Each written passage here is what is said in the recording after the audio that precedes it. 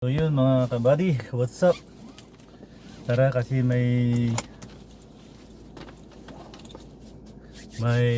tawag dito. Bilin si Bossing. Ayaw na pagising kaya pinapakuha niya yung diniliver ko kagabi. Pick upin natin. Yung pinagkainan nila naiwan niya. Yung mga plato, mga pinggan. So tawag dito, Good Friday sa inyong lahat mga ka-everybody, ka-everyone, lalo sa Pilipinas. Holy Week ngayon, Biyernes Santo, mag-ingat kayo lagi dyan mga kabady. Huwag tayo lagi magsaya, inom ng inom, o ano man yan, di ko kayo binabawalan, pero pinapaalalahanan ko kayo mga ka-everyone. Magdasal kayo dyan. Dasal lang tayo mga ka-everybody. Yun lang. God bless you all mga ka-everyone. Kailangan nyo ng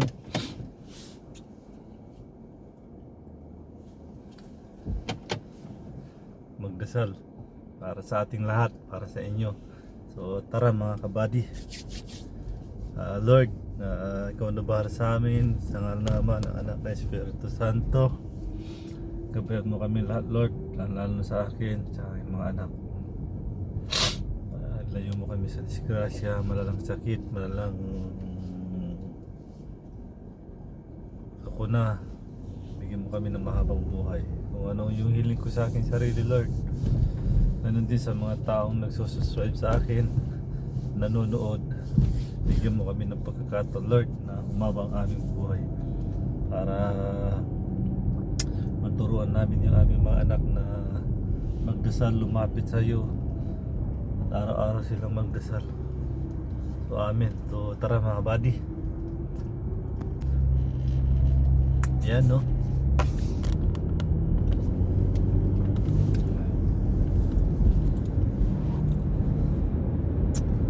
Kailangan natin mga ka-everybody, ka-everyone. Kasi sinabi ni Bossing alas 12 punta daw ako, pero parang na-late na ako mga ka-everybody. 12:08 na, 12:07. Ganito mga kabady, pag Friday sa Riyadh, walang gaanong sasakyan,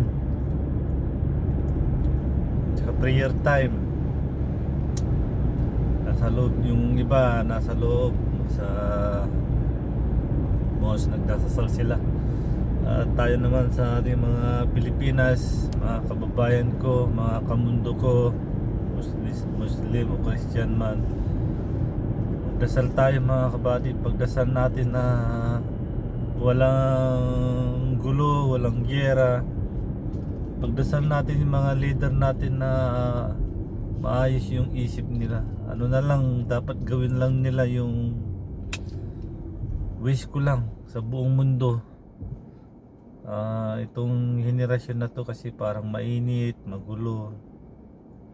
Wish ko lang talaga kay Lord, mga ka-everybody, ka-everyone, yung magpatagisan na lang ng ekonomiya. Yun lang ang hiling ko, na sana yung mga ibang leader sa ibang bansa magpalago, pasikatan na lang, pagadahan na lang ng ekonomiya. Yun na lang mga kabady. Wag na bang silang mangialam, wag na silang mangsakop, wag na silang manggulo. Kumbaga magkanya-kanya na lang, walang nuclear, walang baril. Bang pasikatan na lang mga ka-everybody. Alam niyo yun, pagandahan na lang ng ekonomiya. Yun lagi ang aking dasal mga ka-everybody, ka-everyone. Sana matupad para yung iwan natin na pang susunod na henerasyon ay maganda ang kanilang pamumuhay.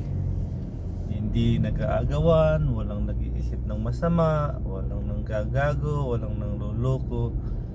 Kasi ang malalang problema lang talaga sa ibabaw ng mundo mga ka-everybody, makain tsaka financial. Yan lang. Tsaka tamang pagdidisiplina, pagtuturo sa mga batang lumalaki. Yun lang mga ka-everybody, yun lang ang aking wish.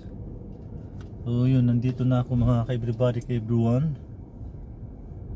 Di ko alam kung saan yung doorbell nito.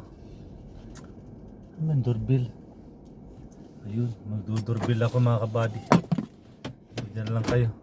Ayun o, yun yung bahay. Oo, diyan ako mga kabady yan. Dali lang.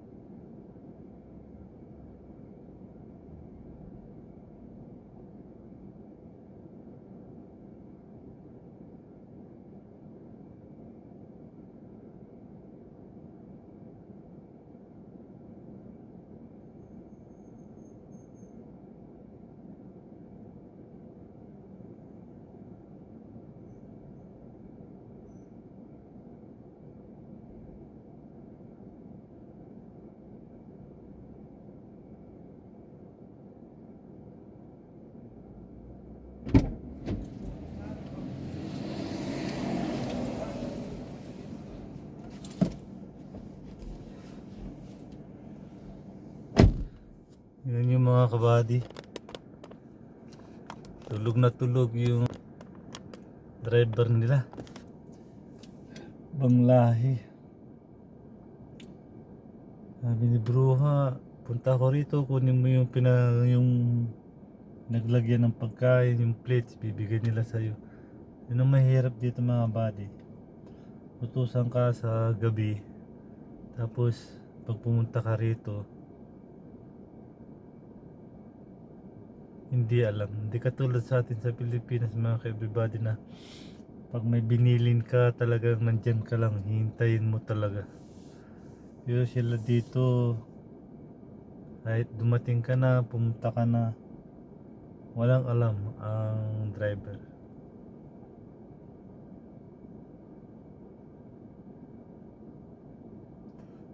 So yun mga kabady, hanggang dito na lang muna mga kabady kasi kailangan ko i-miss call yung yung amo kong babae. So Good Friday, God bless you all mga ka-everybody, ka-everyone. Put God first always. Bye bye.